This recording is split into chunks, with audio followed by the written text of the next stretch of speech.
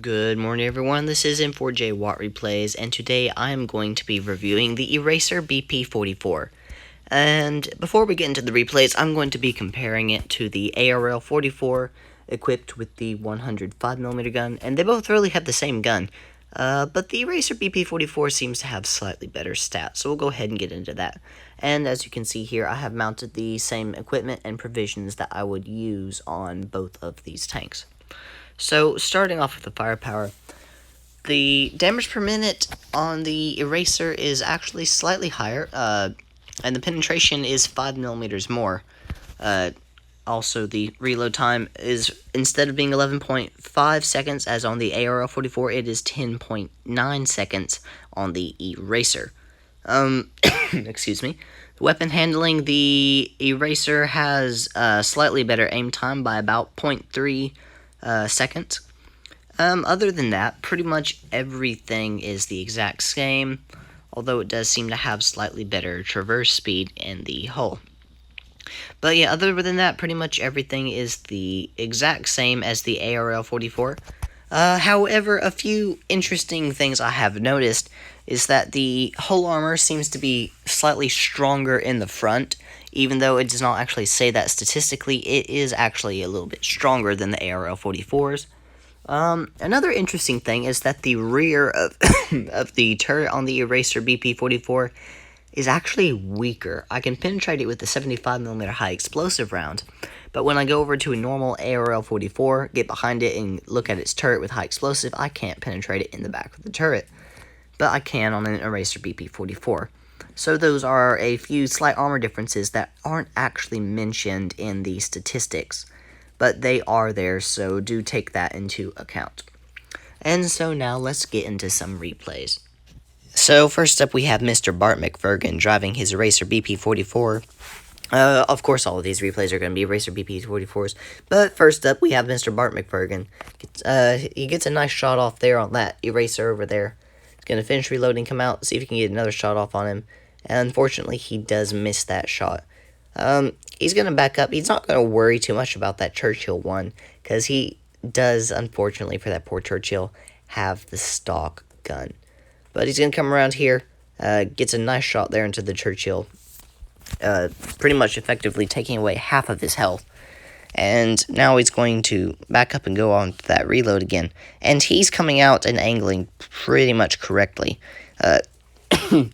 He's only exposing a little bit of his sides, having most of his front, and pretty much only his front showing. He's going to come around here and take out this. No, he's not going to take out the Churchill. He doesn't have any shots at the moment, so he is going to start pushing forward, or at least that's what he should do. That's what he's going to do. There's that other Eraser, gets a nice shot there, and now he's going to back up and go for that reload. There goes the Churchill, there goes the PZ4, or 5.4, and the Eraser on the enemy team is going to be taken out pretty soon. So he's going to push forward now. He doesn't have a shot on him, and he is starting to take shots from that Firefly Saunders SP. So he's going to back up, gets a nice shot there into him, and he is just going to stay here in a hold down position until he finishes reloading. He's going to turn around, try to come around out the side here. Apologize for the dog in the background, but he's coming around the side here. There's that KV-1S, which is poor KV-1S, just got the stock gun there. But he's going to finish this reload. He is trying to stay behind cover where he's not getting shot. And the Firefly, he is a one-shot. And the KV-1S does not have the good gun, so he can actually take some shots from that KV-1S and manage to tail the tail. But he's going to ignore the KV-1S, which is the right thing, goes for the Firefly, takes him out, and now he can just come over here and face hug this KV.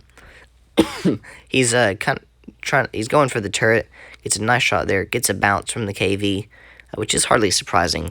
I mean, while the ARL or the BP44 does not have very good armor, the KV-1S with that gun doesn't have really any penetration.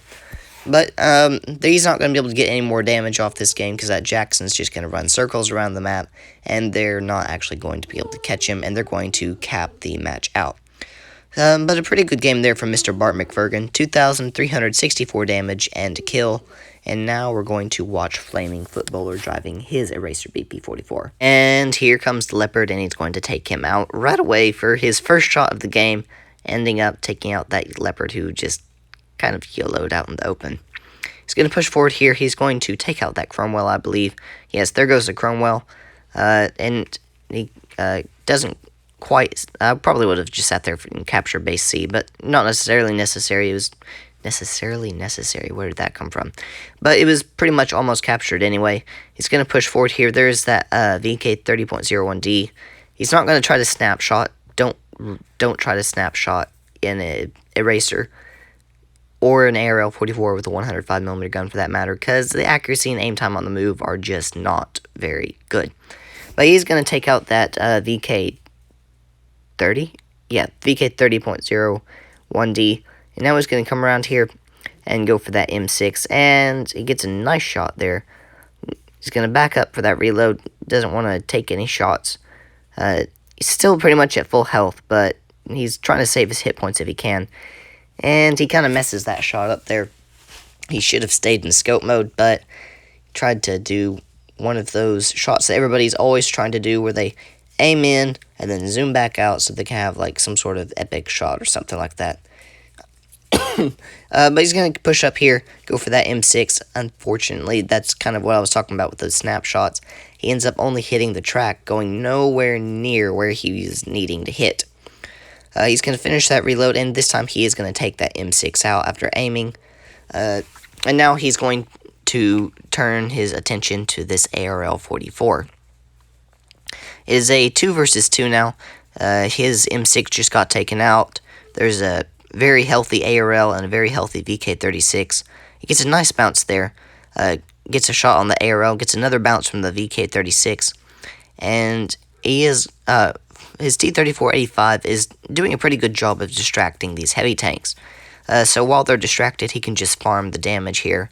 And the T-34-85, I have to give him a mention, because he was doing pretty good. He distracted the heavy tanks, got their attention off of Flaming Footballer here, and also focused fired on the same tanks as well. So he did a pretty good job there of teamwork.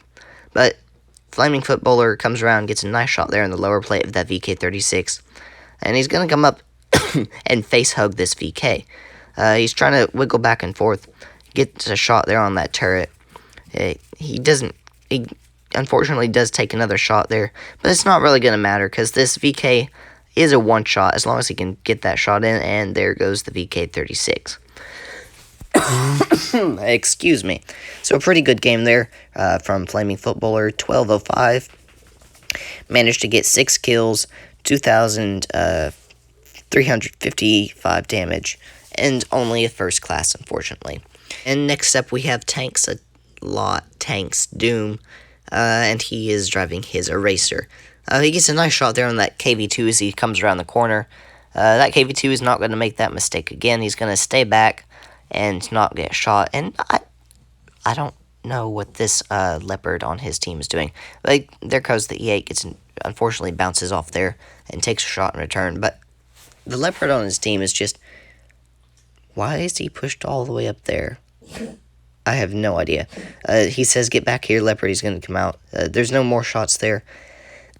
And the Leopard's reply is, no. Just, Leopard, why? I need to kill, says the Leopard. But, I have no idea what the Leopard's doing. But at least, whenever he does say he said, get him into my firing arc, the Leopard does agree with that. Gets the Type T-34 out in the open. He's able to get a nice shot off there. Is he going to be able to take out that Type T-34? I believe so. It's got a few seconds left on the reload, and there goes the Type T-34. Well, he's going to let the Leopard get his magazine off and then take him out. So he was actually going to try to let that Leopard get the kill, but unfortunately it's not going to happen, and the Leopard's going to be taken out by the Easy 8. So now he's going to push forward here. He's going to go for that Sherman. Gets a nice shot. No, he gets a terrible shot. Don't know why I was thinking it was a nice shot. But he gets a shot off completely flubs that one on the rock. He's coming around here, and he bounces a high explosive round from the KV2 because the KV2 does not have the derp gun. He has the stock 122mm howitzer. So I really feel bad for this poor KV. But he does take a shot there from that KV, and he takes him out. So he's going to turn over here. His gun is damaged, and his accuracy is absolutely terrible now. He's going to push over here with this SU-100. They still have a KV-1S and an AT-8. Both are fairly healthy, and they one-shot E8. But he's going to aim. He hits the AT-8's track. With a damaged gun, it's not much that he can really do anything. But he's going to come out. It's got that terrible accuracy again. He's going to aim for the AT, loads the APCR, gets a nice shot there. And now he's going to back up, finish reloading. I believe that the SU is going to take out that AT-8. Actually, you know what? Let's see who this is. It is going to be the Eraser in this replay. Aims finally, takes out the AT-8, and now he is going to rush this KV-1S, and he's going to try to use this building as cover so he doesn't get shot. So he's going to push up here now. The SU-100 is still sitting back there. He's going to come around the corner. Is he going to fix his gun? He gets a nice shot there, so and now he's going to be able to fix that gun. He's using the PZ-4S hull as a bit of a protection. KV-1S gets a bounce off there, and now it's just the E8 and a T-34. So here comes, excuse me, here comes the Easy 8. He's going to come around the corner, gets a nice snapshot there, and fortunately for him, the SU-100 was the primary target of this E8. I believe he's going to take a shot from the Sherman. Actually, no, he's not. He takes the Sherman out, and now it's just him versus a T-34. And fortunately for him, the T-34 is an AFK. So he's going to come over here, spots that T-34, and he's going to turn and try to get some shots off. So pretty much, I would like to summarize the Eraser. It's a good tank. Could be better. It's aim time accuracy not too good. Don't try to snapshot. Pretty much go front line with this thing. But it doesn't have any armor, so do take that into mind. Excuse me. But it is a good tank. It's a very nice tank. Not nearly as good as normal ARL-44 in my opinion, or at least the ARL-44 used to be very good when I had it. But yeah, so pretty much don't snapshot.